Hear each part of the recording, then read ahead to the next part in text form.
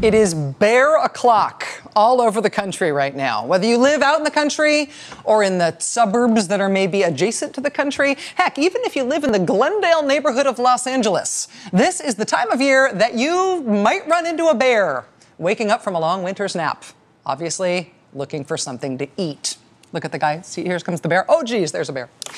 This is the time to take in your bird feeders, lest they end up twisted into gnarled handfuls of wire and mess, like the one in our front yard that Susan and I forgot to take down this weekend. Last fall, we had on this show a Nebraska state senator named Ken Hare, who invented something designed to foil the hungry bears in your life. He calls his invention bear hooks. It's basically two little grappling hooks with a line between them. You put the hooks way up in a tree and use them to hoist your food or your trash way up into the air away from your campsite so you are not tempting bears to come tear your stuff apart. Senator Hare was here on this show last fall because in addition to inventing bear hooks, he also read legislation to get his state to look into how climate change was affecting Nebraska and what the state government should be doing to plan for those effects.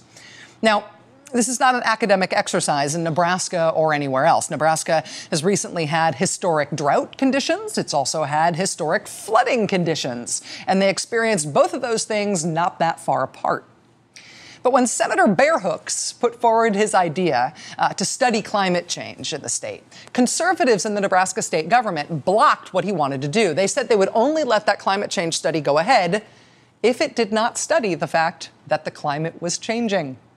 One Republican state senator said, quote, "I don't subscribe to global warming."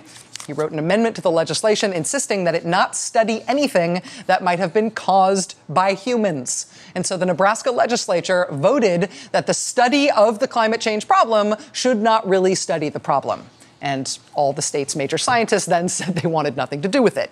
And so then the whole thing got canceled in Nebraska.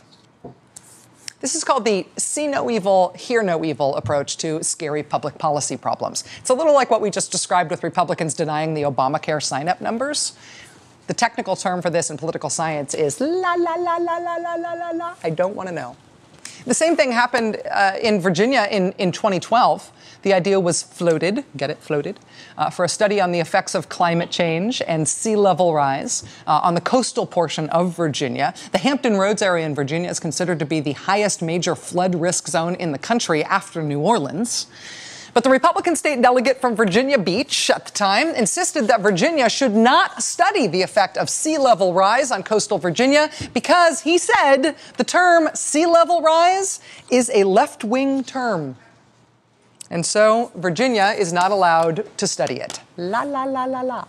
Same thing happened in North Carolina recently, where Republicans in the state legislature there set a ban on any decisions or any planning being based on estimates from a state-appointed panel of scientific experts, which predicted how much sea levels might rise on the North Carolina coast over the next few decades.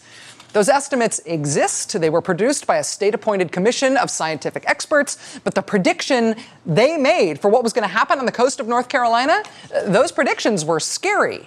And so North Carolina Republicans decided to ban the state by law from paying attention to those scary predictions. La, la, la, la, la, la, la. If you stick your head in the sand in this way, do you drown when the tide rushes up and covers the beach? We're all about to find out, all of us, because tomorrow in the United States Congress, the Republican-controlled House is about to take up a bill to have the whole country go la, la, la, la, la when it comes to understanding what's happening to the planet right now and how we might plan to survive it. Today, the Intergovernmental Panel on Climate Change released its latest international consensus scientific report, saying, in effect, that the effects of climate change are already being felt around the globe. Everything from droughts in the Mediterranean to sea ice collapsing in the far north, which is eroding the coastline. Adaptations around the world include everything from needing to raise flood walls already and sea barriers to some coastal communities moving themselves away from the sea, or at least making plans to move away from the sea soon. So that international report came out today, and it is scary stuff. The effects of global warming and climate change have already started. What hope do we have of reversing these changes? What hope do we have of adapting to deal with them if we can't reverse them? This is keep you up at night kind of stuff. unless you are a member of the Republican-controlled House of Representatives. Because the plan in Congress tomorrow, the day after this big, scary international report came out, what they're going to do in Congress tomorrow is that they're going to debate a new Republican idea that the United States government should stop working on this issue so much. We should at least stop studying it so we know less about it. Republican Congressman Jim Bridenstine of Oklahoma is due to get a floor vote tomorrow, as early as tomorrow, on his bill that would instruct the National Oceanic and Atmospheric Administration to stop studying climate change so darn much. Mr. Speaker, global temperatures stopped rising 10 years ago. Global temperature changes, when they exist, correlate with sun output and ocean cycles. Congressman Sun Output says it is a scandal that U.S. government scientists spend time studying the impact of climate change. In fact, he says the people of Oklahoma are ready for an apology from President Obama because government scientists have been studying climate change. This is what the Republicans did in Nebraska. This is what the Republicans did in Virginia. This is what they did in North Carolina. And now, under John Boehner in Washington, they are trying to take national this patented approach to worrying about climate change. Don't worry about it. In fact, don't study it. Keep your heads in the sand. Congressman Bridenstine's la bill is due up as early as tomorrow. We got word tonight from House Democrats that they are trying to at least change the language in the bill to soften it up, because they believe the Republicans in the House will pass it.